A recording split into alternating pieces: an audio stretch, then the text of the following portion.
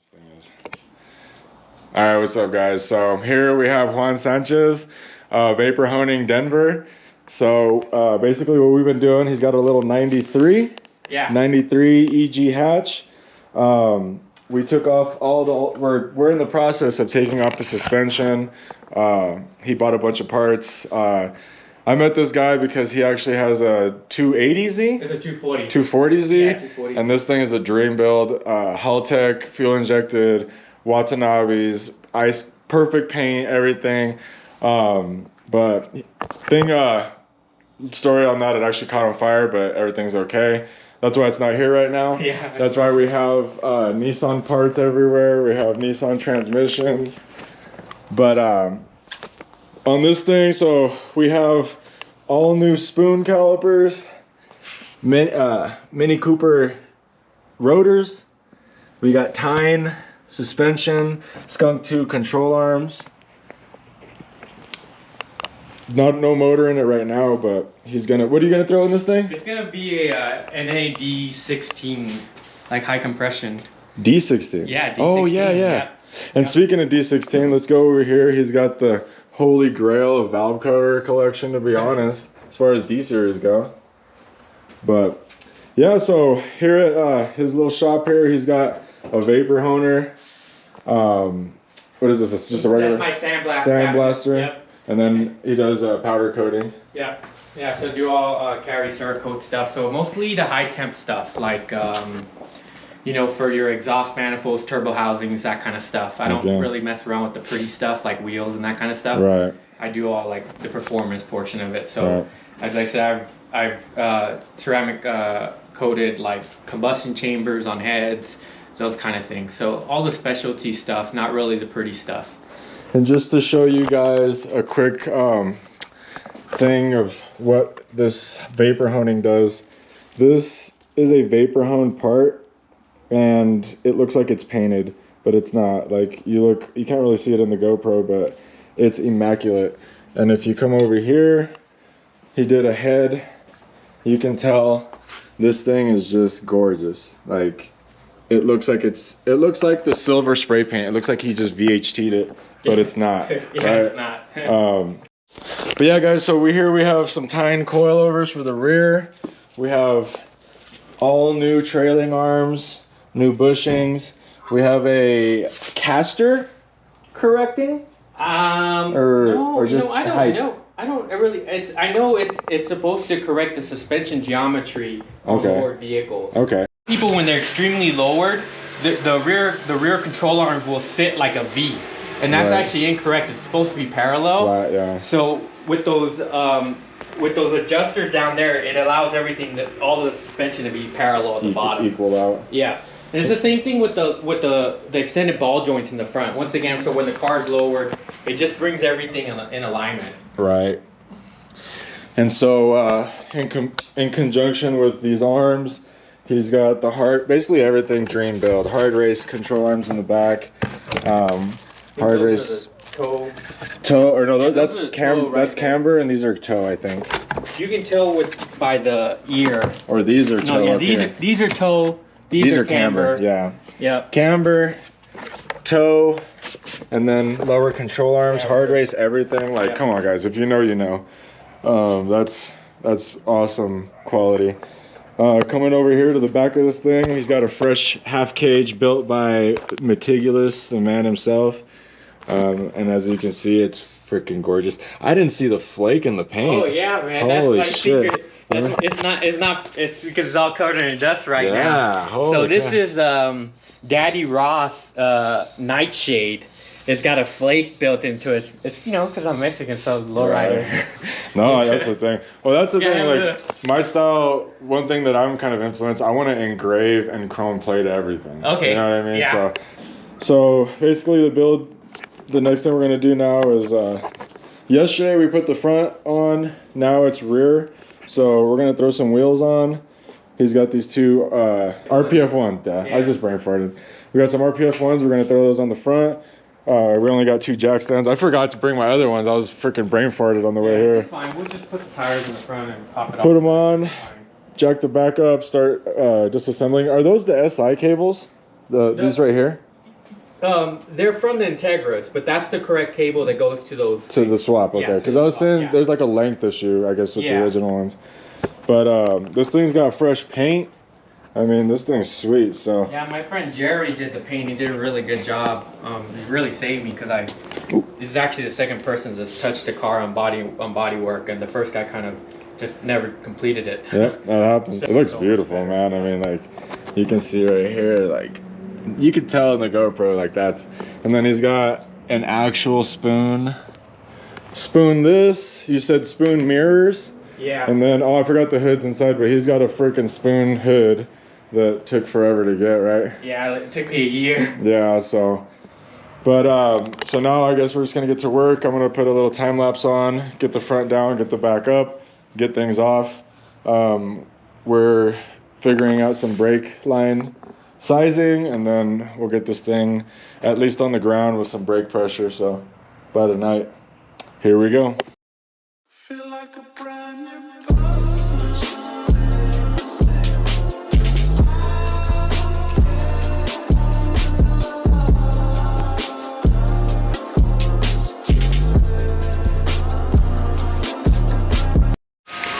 So for some odd reason, on this side, we're getting the wheel hitting the inside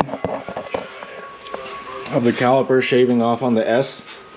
But on this side, the exact same wheel, same spec, it's not rubbing. So, and it's literally like a hair difference. So he's gonna go get some spacers. We're gonna wait to put the front on. I'm gonna jack the back up, start taking off the e-brake lines, and getting the rear trailing arms ready to reinstall.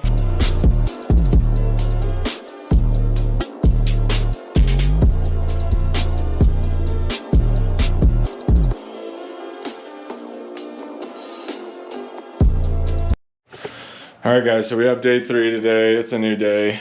We had to pause yesterday because guess what? The bolts were fused and the rubber bushings on the, I believe it's caster adjustment. Yeah, caster adjustment arms. So what we have going on here, I was using this little Dremel, and I had to cut this bolt. Basically, it's fucking hot. Basically you had to cut, boom, the bolt to get that arm out because the rubber wouldn't allow the bolt to come out. And then once the arm was out, this was just squeezing. This was on the other side of this, and this is part of the rubber bushing, and it was holding the nut end of the bolt on this, like basically right here. That's out. The other side still needs to be done. Once we'll go over there. Through here, again, this bolt, it's freaking seized in that rubber bushing that's in between this. So we gotta cut here, and then hopefully this nut is still up there. But just quickly going over this front suspension and what it requires to basically revamp, or at least what I did. You can see here, you have the lower control arms, you have the knuckles, and I guess the knuckle, and I forget what you would call that, outer control arm, upper control arms, brake calipers, brakes, coilovers, the forks. So basically all it is you need a 10 millimeter, a 12 millimeter, a 17 mil, and a 19 millimeter. So you come under here, it's these 3 bolts that'll drop this. It's the 17, or I'm sorry, a 14 right here. Okay. Coilover bolt, the 2 14s, the 2 coilover 14s that'll drop the coilover. Okay. Once the coilover drops, you take these out. You take those out for this arm. You unbolt the tie rod, upper control arm ball joint, lower control arm ball joint, this whole assembly will come off. Make sure that your brake lines aren't connected or the caliper's off. Usually I like to take the caliper off first, have that out of the way, and then tackle the arm, and then tackle the coilover, and then tackle the lower control arm. Once all that's out, it's all the way out. And then on EGs, you're gonna have 2 bolts here, and that's for the upper control arm. Once these 2 bolts are out, upper control arm will come out. That's that bolt and that bolt right there. That'll drop the upper control arm. Upper control arm is up in its own little area. It looks like it's slammed, but it has room for travel up here. So EGs, the bolts are here. EKs, they're gonna be on the side. And that's just, they're basically the same thing, but it's just different bolts. That'll drop all the suspension out. Once that's out, like on this build, it was really easy because we had all brand new stuff, badass stuff. Same with the back.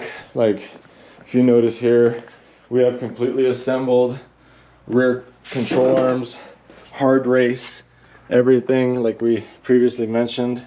So it's gonna be a pretty cool, easy deal. The only thing that sucks is when you get frozen bushings like this, you gotta cut with shit like this. So this is a really nice car.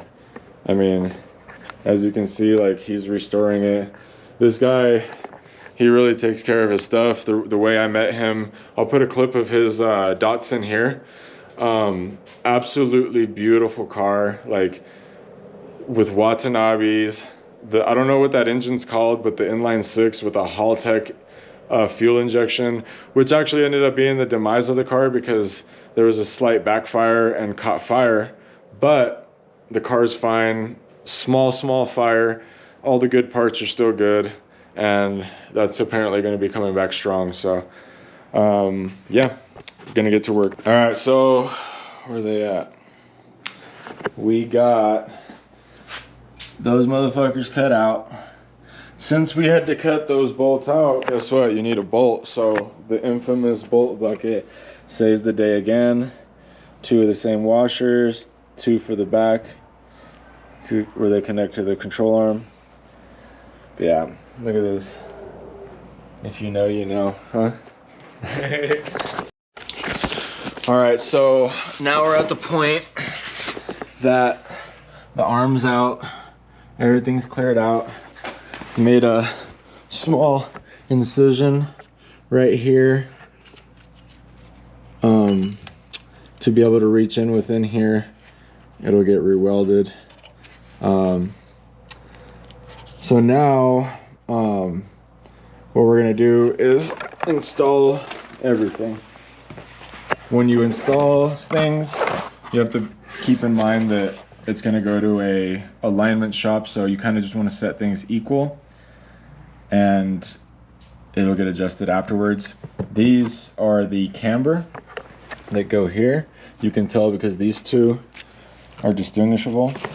So we'll set those aside for right now. These are going to be the caster.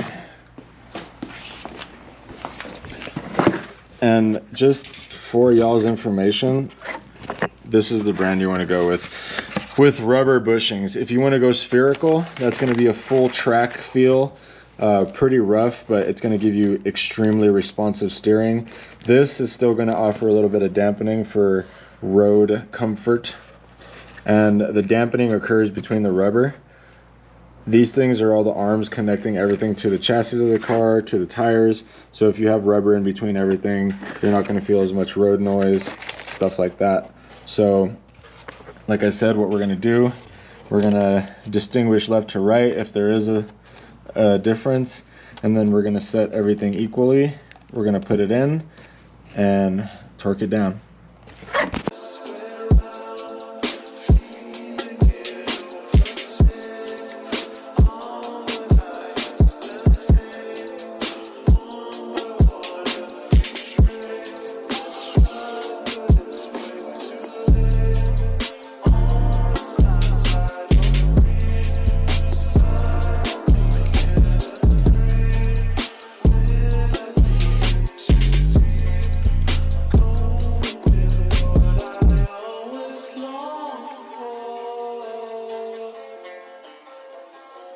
All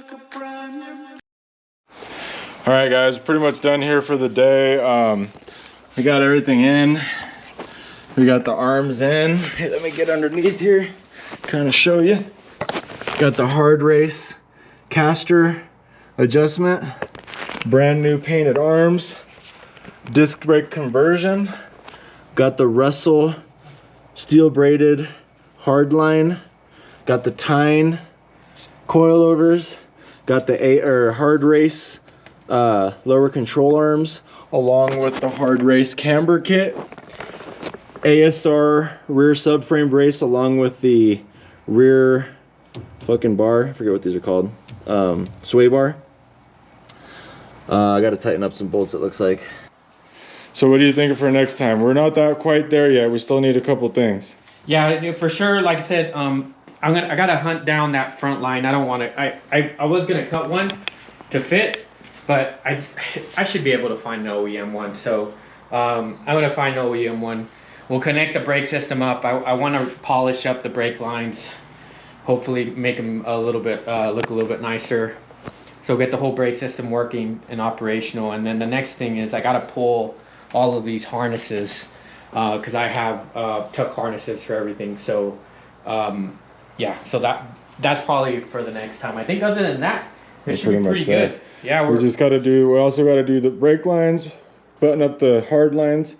We're gonna do the e-brake lines. He's got the Integra ones over here. But as for right now, that's pretty much it. Once we get that in, he wants to get the lines out and pretty them up a little bit because he's like me. He's got a fucking vapor honer. I mean, you know. Yeah, I need to. I don't like them being that dark. Other than that, the rest of the engine bay is already pretty good, so it's gonna stand out. Because there's not. That's the thing, when you tuck everything, it leaves like everything's visible. Yeah. So whatever you have there, it's got to be pretty. Yeah, it's gonna stand out. But for right now, this here doohickey, we had a full front and rear suspension, everything revamp with nothing but the best. Super fun. You're gonna edit out all the struggles that we had? Oh no, I actually put. Did show them the holes we had to cut? No, I didn't. Well, I didn't even film this side, but that's why I put the freaking time lapse on. Yeah. So obviously, if you guys have Hondas, you know, frozen bushings, just little millimeters of difference between like the subframe brace and, you know, oh well, if you put this bolt in first, this one won't fit, but if you do it reverse, it'll just work. Stuff like that. Juan's learning the ways of the H. Yeah. But he's got a pretty badass little car here, so hell yeah. It's nice to see it. Like I've had these parts in storage for like almost 2 years now. Really? Yeah. So now it's like finally fruition. It's finally on something. Yeah, now looks. I mean, it does not get better. I mean, the only thing I can think of, if you could do ball out, like completely paint the inside, like smooth it out, professional paint, like lowrider shit. You know what I mean? But I mean, come on. Yeah, you know? I never. You probably plan on driving this a little bit. Yeah, correct. So. Yeah. And that's another thing. This guy drives his cars. So. Yeah. No, I know exactly. Like, you know, this car's fresh paint, but I've had another car painted in the past, and once you get that first ding, you know, it's game on. Like that's just the car, and you can't like keep a car in a capsule. Yeah. You know, that's just not the way these things are. You spend all this money and time and effort, and you need to be able. These things need to get put on the road. They need to be driven. Especially Hondas. Yeah. Yeah. So until they start going for $100 grand, then everybody can fuck themselves. The Type R. Wait till Type R start selling for $100. They're close to. There's a few Type Rs have sold for $100. They have. Oh I thought the highest was 70. That white one. I thought it was 92. Oh well, I don't know. Yeah, I don't know. I know. JDM vehicles are going for crazy money now. Tommy Effie is about to. He's got a Type R Integra, a Type R Civic. Yeah, he's got a whole business around restoring R32s. R32s. So, I mean, that's oof. Did this fall? It did. It's fine. Okay. I was gonna say that wasn't like that. Yeah. Well, there it is.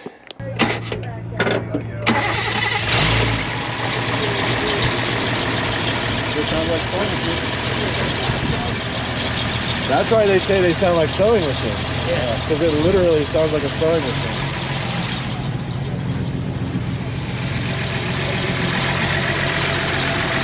You can hear them.